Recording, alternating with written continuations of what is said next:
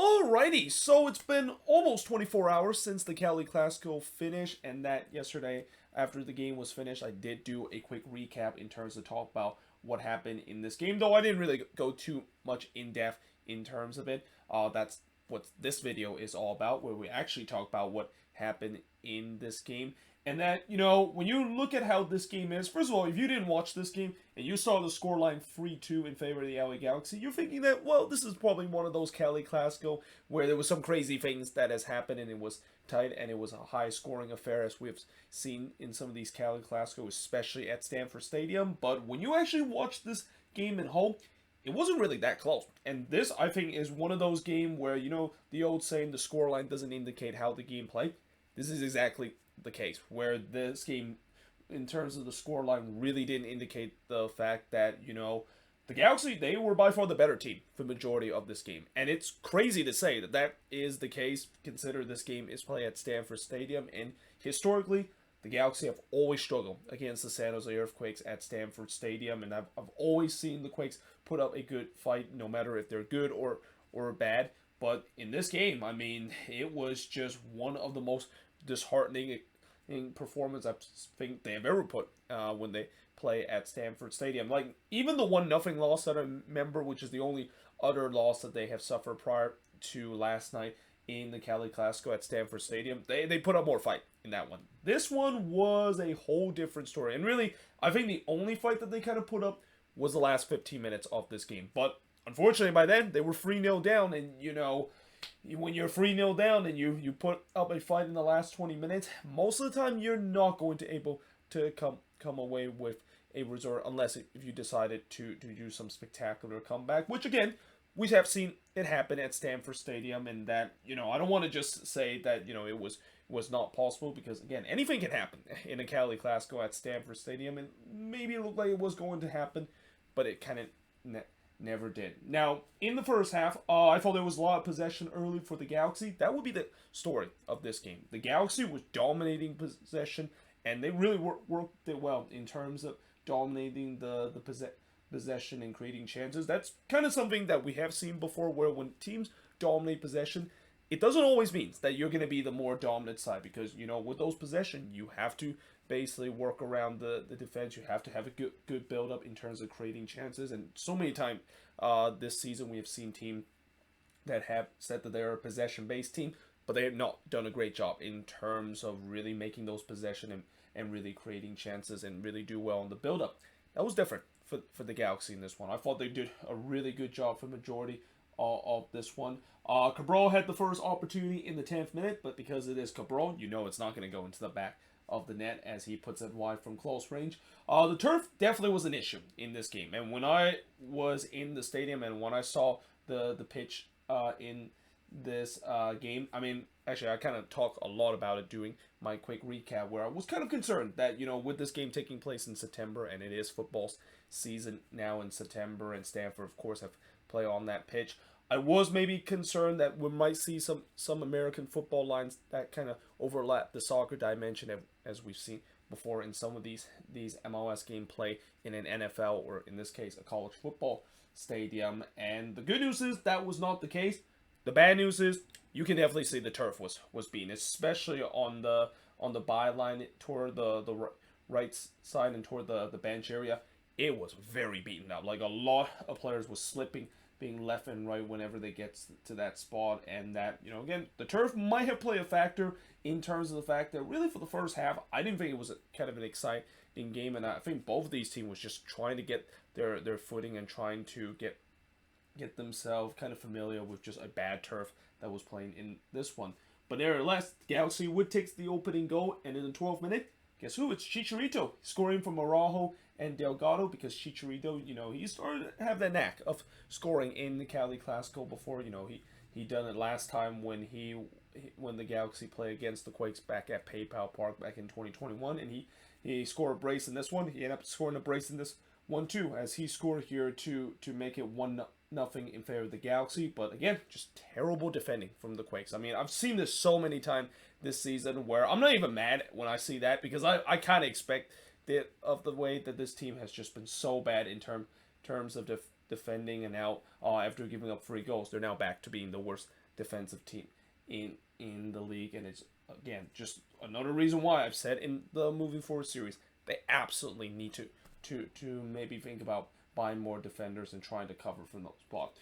Then Zacharias would almost score one of the goal of the year, as he basically just cut through the entire Galaxy defense and only puts it wide there. I mean, that was just a Lionel Messi kind of run that Nico Zacharias made, and I think he definitely had a great game in this one, and probably the only player that I can think of that actually put up a fight in this one, because again, it was just so disheartening to see this team just kind of going through the motion. You know, I've seen this team so many times, even doing good and bad times, where even in this game, they definitely would put up the fight because they know it's the Cali Clasico. They want to play well in front of the 50,000, but that's just not the case. I mean, there was a lot of guys that just seems like they didn't really care, and that they were just thinking about the offseason more than actually play in this one. But at least for Nico Zacharias, that was not the case. He really played hard in this one. And again, I think if you want to say the man of the match in terms of for the Quakes, I think he's definitely deserved that spot. Though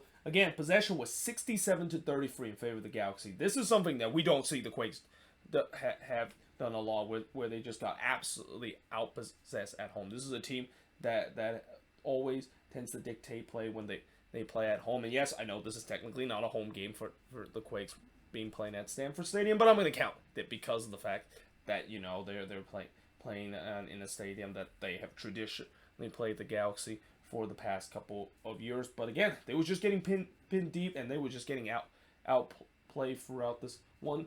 Though again, there was only 3 shots through the 35 minutes of play, as really just there was not much action that was in this game. And again, that maybe has to do with the turf being an issue and not really a lot of good build-up that was happening.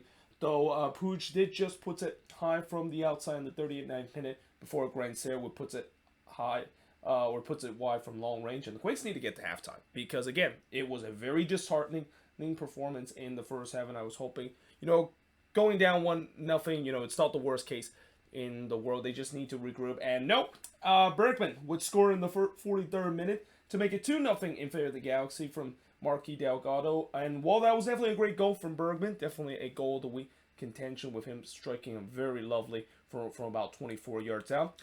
That goal probably should have happened if it wasn't from a giveaway from Jackson Yeo. And I think this is probably the 50th time that I've mentioned that Jackson Yeo have gave the ball away in bad position, and it could potentially let to a goal. And I'm not even exaggerating. I mean, it. You know, I talk about in the moving forward series some of the most disappointing player. Jackson Yeo is definitely alongside with K. Cow as the most disappointing player this season for the Quakes. I mean, the mass regression that he's been going through this season is just getting to a point where, you know, a lot of Quakes fans have every right to say that, you know, they should think about dropping him next season, or even selling him next season, because he's just clearly not good enough anymore for this team. And that this was an example, again, just giving the ball away cheaply in their own half, and led to a goal for the Galaxy to go up 2-0.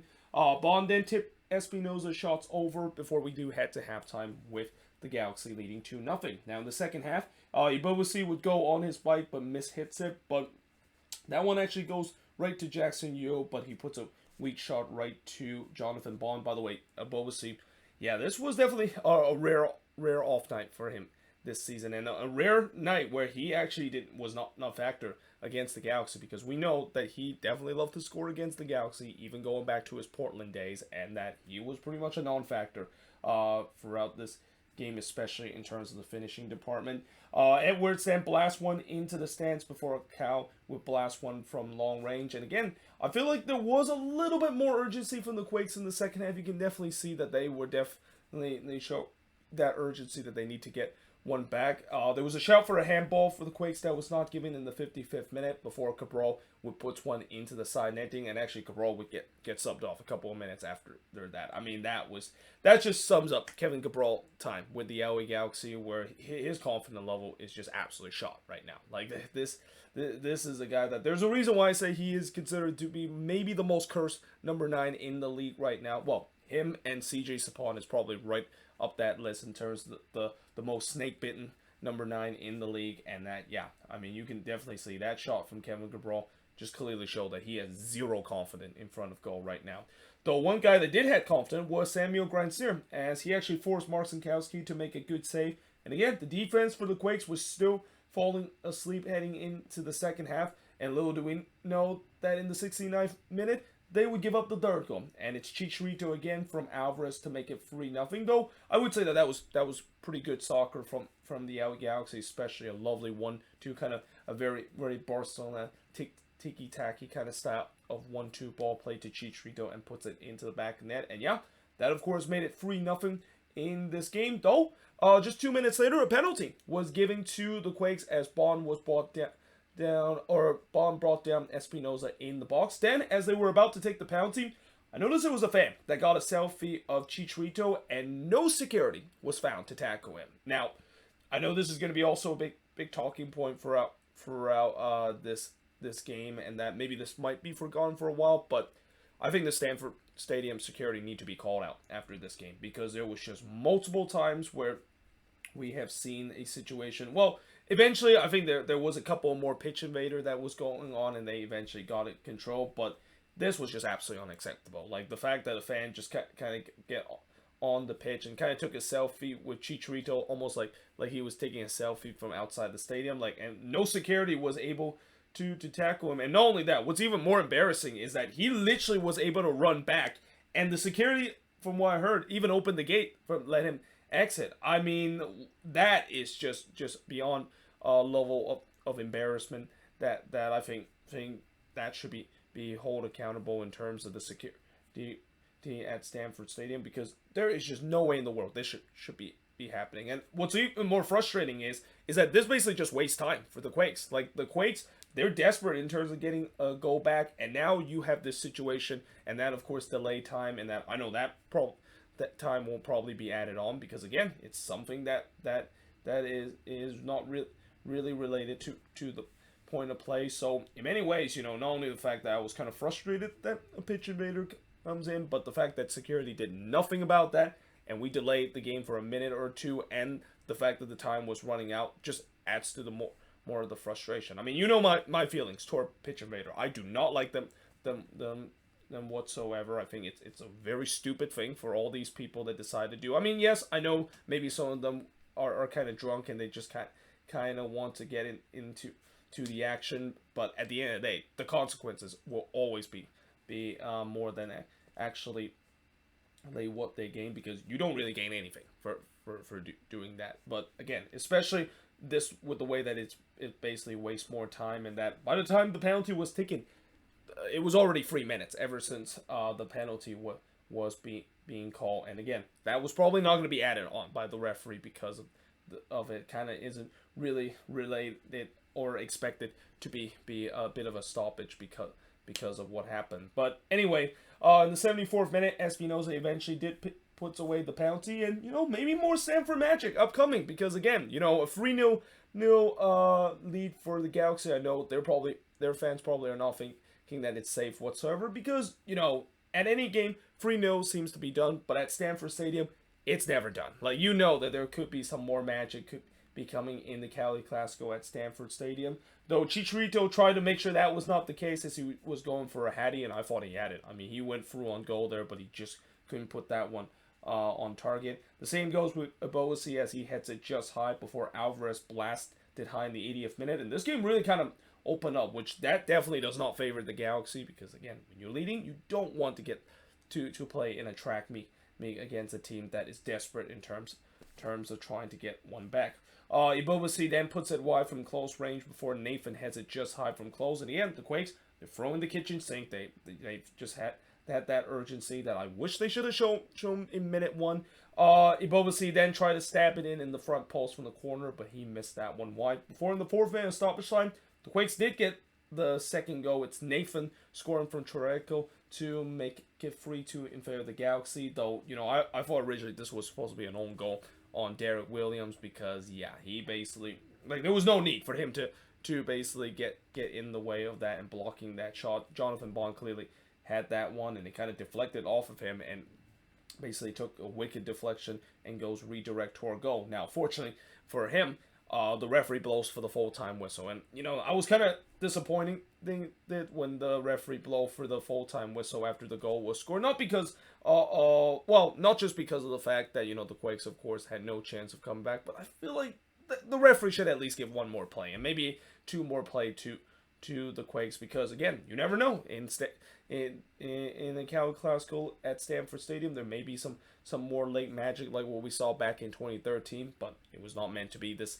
time. As for the Galaxy, a huge win in this one to help their playoff chances, as the shots in this one, 13 shots per the 11 that the Galaxy had, 4 shots on goal per the 3 that the Quakes had, 9 shots off target per the 7 that the Galaxy had, 1 shot that was blocked per the none that the Galaxy had, and possession-wise, 55% possession compared to the 45% possession the Quakes had. And with this win, the Galaxy actually now move all the way up into 5th place in the Western Conference, but the West right now is still incredibly tight. Like, when you look at between 4th all the way down to 7th place, I think it's only separated by 2 points, and if you even go all the way down to 8th place, it's only separated by just 5 points. And if Seattle does win against FC Cincinnati on Tuesday, then all of a sudden it's going to be separated by 5 points all the way down to 9th place. So, yeah, this is going to be wild, boys and girls. And not to mention, as much as I know this is a big win for the Galaxy, and I said that this helped their playoff chances, they still need to focus on their next game, which is even more important, because their next game,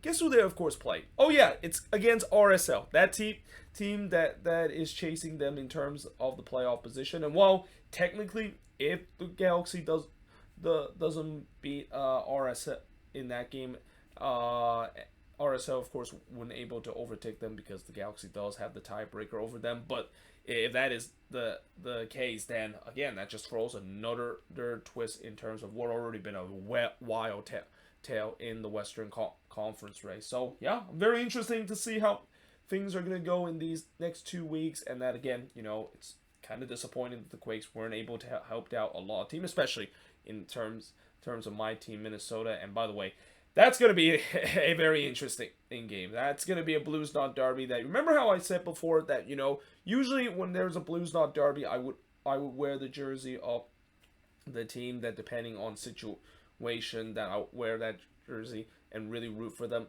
to get the win. Well, this is exactly the case, because back in 2017, I was rooting for the Quakes to beat Minnesota because they need to get that win to get into the playoffs.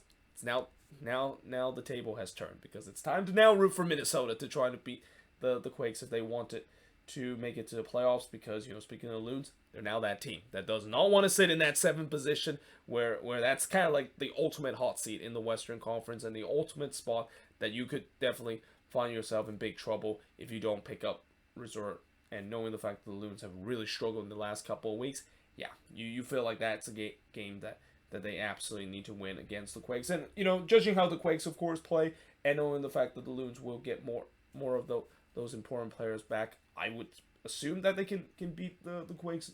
But again, we'll see how that game is going to do, and we'll also see how the other resort is going to line up, because, like I said, it's going to be crazy as we come down to just 2 games left this season for pretty much all the team, and we're heading to the penultimate weekend of MLS action before the all-important decision day. That's going to be happening on October, I believe, in the 9th. That is decision day. Yeah, it's October 9th that we're going to have in decision day. But there you have it. That is pretty much it for the review of this game. Again, it was relatively long because I want to talk about every detail in this one. And also, since this is the only game to talk about, I might as well just kind of make it a little bit extra long. And since I also attend this game, I definitely tends to go a little bit more detail on some of the games that I attended this season, which hasn't been as much as I've done in previous year. But if you guys enjoyed this video, make sure you guys leave a like, smash the subscribe button, and yeah, I, of course, will see you guys next time.